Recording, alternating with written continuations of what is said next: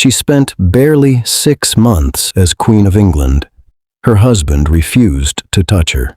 He called her ugly to anyone who would listen, and within a year she was cast aside, discarded like an inconvenience he wanted to forget. By every measure, it should have been the worst chapter in her life. Instead, it was the beginning of the best one. While one of Henry VIII's wives died in childbirth, 2 were executed, and 1 endured years of humiliation and fear. This woman walked away with a fortune, a title, her freedom, and her head. She outlived every single one of them. She outlived Henry himself. This is the story of Anne of Cleves. The wife history calls a failure. The wife who, in truth, played the game better than anyone else at that court. By the end of this video, you will understand exactly how she did it, and why the woman Henry rejected on sight became the one Tudor queen who actually got to choose her own ending. To understand what happened to Anne, you have to understand why she was brought to England in the first place. This was never about love. It was never even really about her. By 1539, Henry VIII was a widower for the second time in a way that mattered. His third wife, Jane Seymour, had died shortly after giving him the son he'd wanted for over a decade. And now Henry was alone, aging, and politically exposed. Catholic Europe was circling.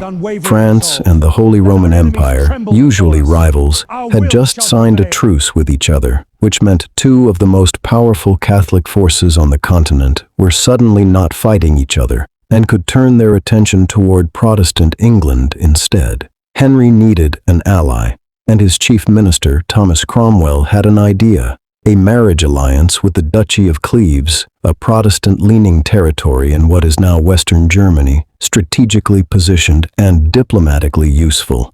Enter Anne. 24 years old, the daughter of the Duke of Cleves, raised in a quiet, conservative German court far removed from the music, poetry, and flirtation of Henry's England. She had been trained in needlework, household management, and modesty.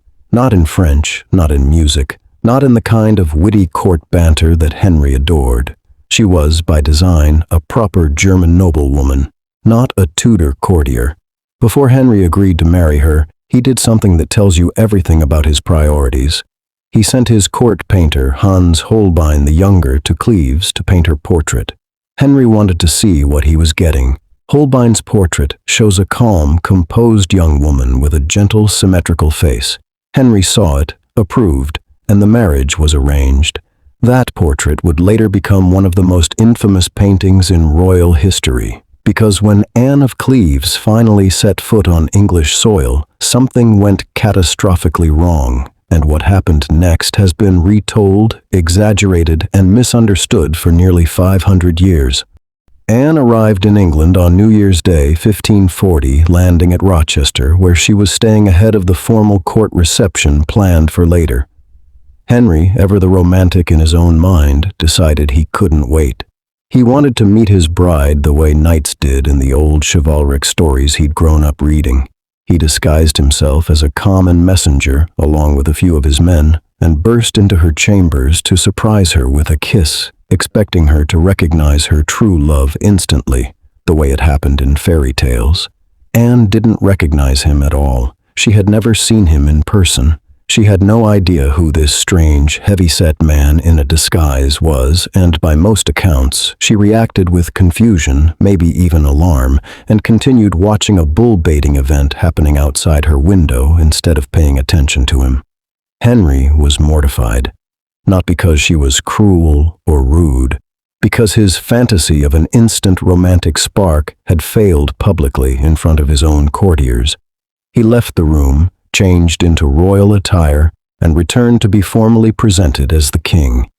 Anne then did what court etiquette required. She knelt, greeted him properly. But the damage was done in Henry's mind. He is recorded as telling Cromwell afterward, quote, "I like her not," and reportedly said he found her nothing like her portrait. That single reaction became the story that history remembers. But historians today largely agree it wasn't really about her face at all. What was actually wrong? Here's where popular history gets it wrong. The idea that Anne of Cleves was simply unattractive, and that's why Henry rejected her, doesn't hold up well under scrutiny. Ambassadors and courtiers from multiple countries who met Anne in person before the marriage described her as reasonably attractive, dignified, and pleasant.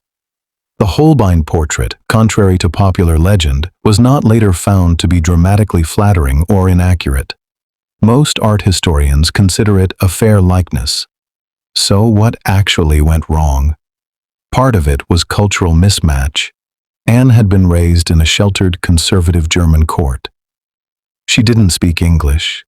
She didn't play music or dance in the elaborate French style Henry's court prized.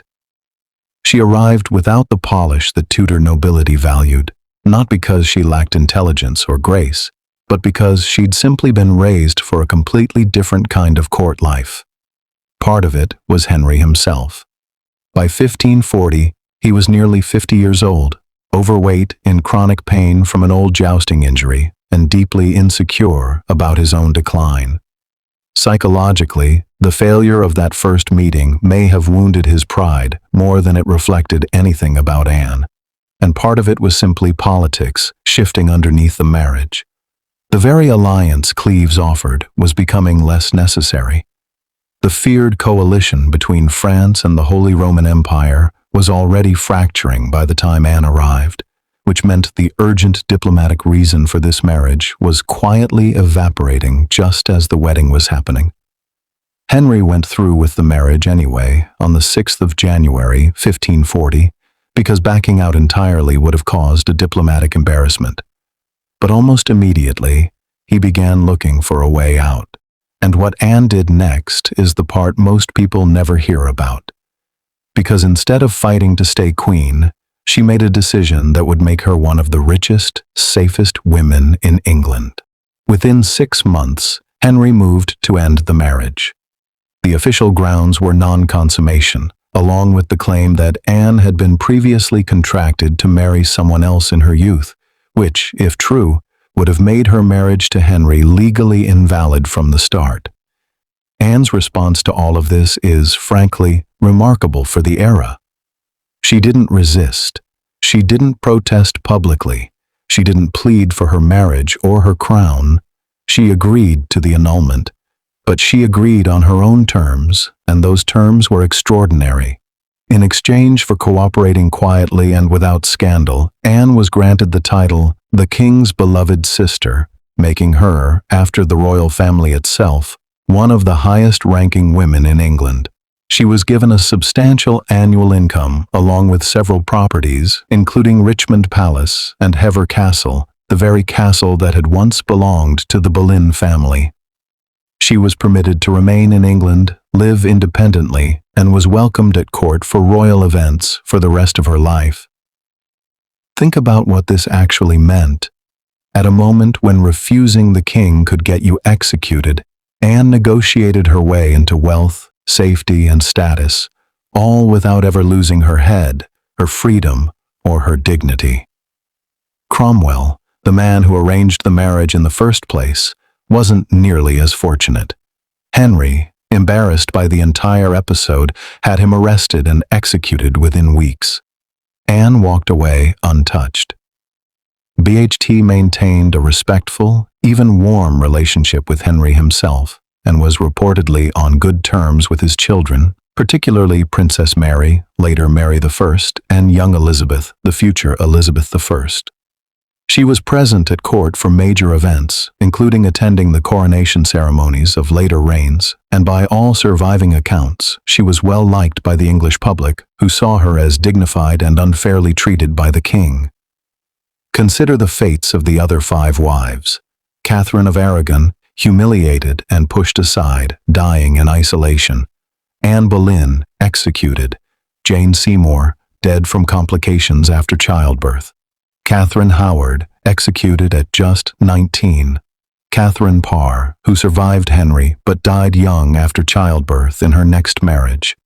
Anne of Cleves died on the 16th of July, 1557, at Chelsea Old Manor. She was buried in Westminster Abbey, the only one of Henry's wives to be laid to rest there.